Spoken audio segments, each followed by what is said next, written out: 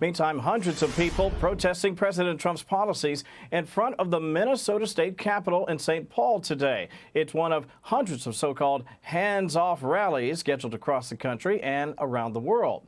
Madeline Rivera, live at the National Mall in D.C. with the very latest on what's happening in the nation's capital. Hello, Maddie.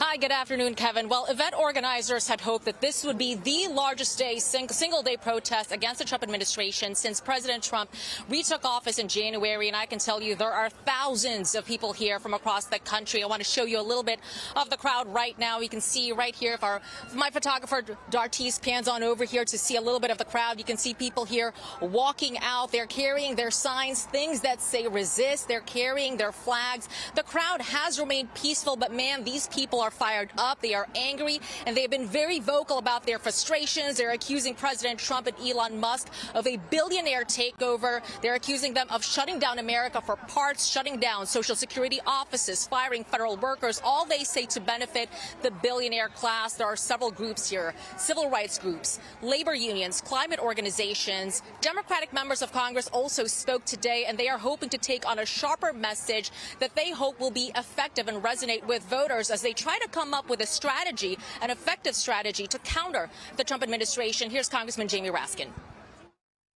Vance and Musk, they may have access to artificial intelligence, but they've got no access to human intelligence.